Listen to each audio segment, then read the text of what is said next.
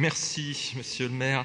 Donc, non seulement la ville de Paris a cédé le Forum des Halles à Unibail à un prix bradé, mais en plus, elle a rénové le centre commercial à ses frais et elle a été obligée de céder la propriété du sol sur lequel le centre commercial est bâti, ce qui fait qu'elle ne maîtrise plus du tout son foncier au cœur de Paris et qu'elle ne peut plus, si elle en avait la volonté, dans le futur, mettre en œuvre quelque projet que ce soit sur ce site.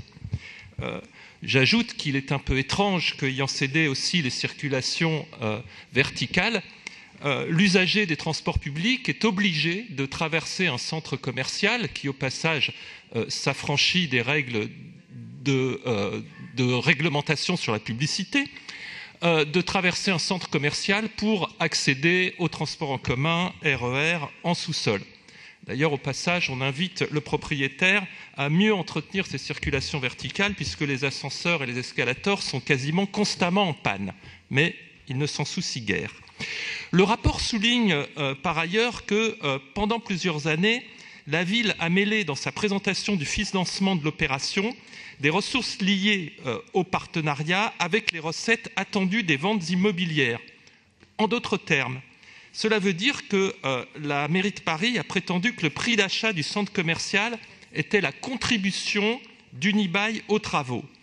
Mais soit on considère qu'Unibail a acheté le centre commercial pour 141 millions d'euros et a payé 0 € pour les travaux, soit on considère qu'Unibail a acheté le centre commercial pour 0 € et a versé 141 millions d'euros pour les travaux. On ne peut pas prétendre que ces 141 millions ont servi à la fois pour payer le centre commercial et pour les travaux. C'est pourtant ce qui a été soutenu obstinément par la mairie de Paris depuis 2010, quand nous intervenions sur ce sujet. Quand je dis nous, c'est le groupe écologiste.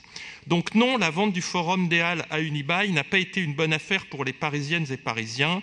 Non, Unibail n'a pas contribué aux travaux de rénovation des Halles, car ils ont été entièrement payés par le contribuable. Une autre voie était pourtant possible. S'agissant d'un projet d'utilité publique, la ville de Paris aurait pu mettre un terme au bail à construction d'Unibail qui courait jusqu'en 2055, moyennant un dédommagement, puis, à l'issue des travaux, lancer un appel d'offres et proposer un bail emphytéotique au lauréat le plus offrant. Le dédommagement consenti à Unibail aurait probablement été important, mais du moins, la ville n'aurait-elle pas été en position de faiblesse dans les négociations?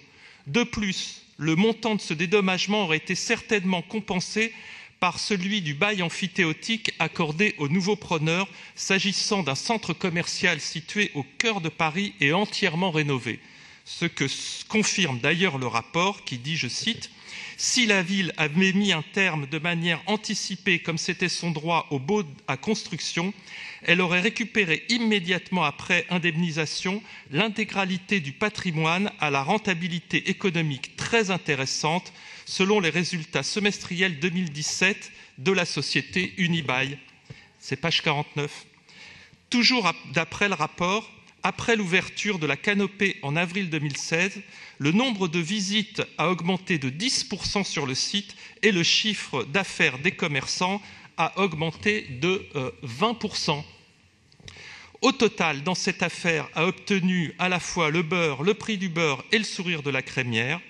Il n'a pu le faire que parce que la ville a fait preuve d'une incroyable légèreté et d'une très grande imprudence dans la façon dont le dossier a été géré dès le départ.